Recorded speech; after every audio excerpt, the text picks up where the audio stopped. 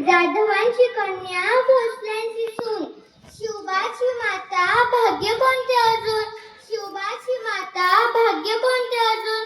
हिंदवी स्वराज्याची पताका अभिमानाने डोलते, हिंदवी स्वराज्याची पताका अभिमानाने डोलते. लक्ष देऊ नये का मी जिजाऊ बोलते, लक्ष देऊ नये का मी जिजाऊ बोलते. हिंदवी स्वराज्याची पवित्र माती पुन्हा एकदा आमच्या मस्तकी लावण्याचे भाग्य आम्हास लाभले ही आई जगदंबेचीच कृपा. होय, आम्ही चालोय तुमच्या सर्वांच्या आऊसाहेब राजमाता जिजाऊ.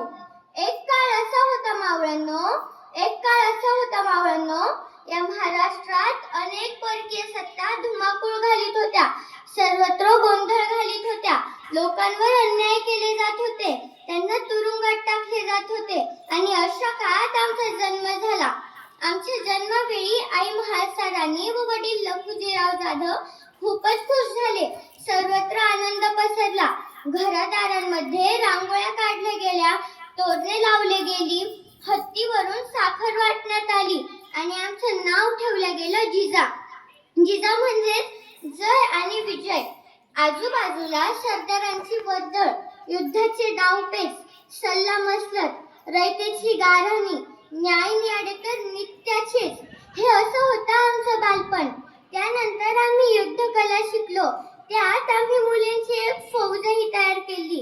जेव्हा पहाटे घोड्यावरून आम्ही रपेट मारायला जायचो तेव्हा गाव कुसातल्या काही बायका आम्हाला बघून नाक कुरडायच्या, तर काही बायका आम्हाला म्हणायच्या या पोरीचं कसं होणार. पण आम्ही निश्चय केला होता स्वतः सोबत इतरांचे रक्षण करायचे.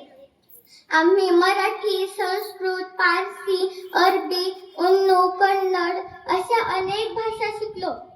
त्यानंतर शहाजीराजे व आमचा विवाह ठरला. आमच्या मनात स्वातंत्र्याची पहाट होऊ लागली.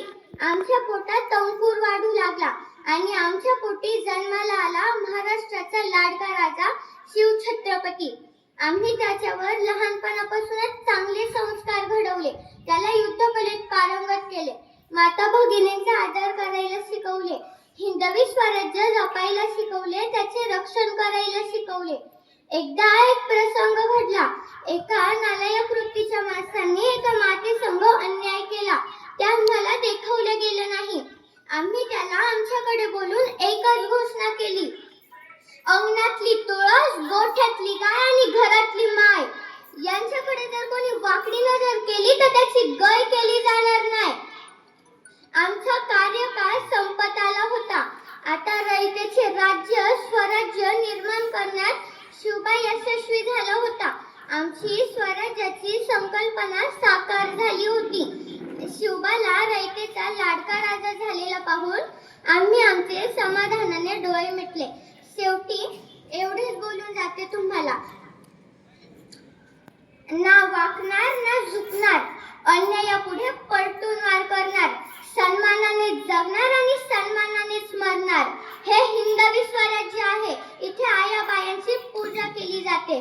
जाऊन सांग तुझ्या बादशाला, पुण्याची जहागिरी आता महासाहेबांची अर्धागिनी चालवते. शेवटी जाता जाता एवढेच बोलते, वाघाची आई बनायला काहीच वाघिणीचेच लागते, वाघाची आई बनायला काहीच वाघिणीचेच लागते. म्हणून तर जिजामाता तुमच्या चरणापुढे मान आमची सदैव झुकते, मान आमची सदैव झुकते. धन्यवाद. जय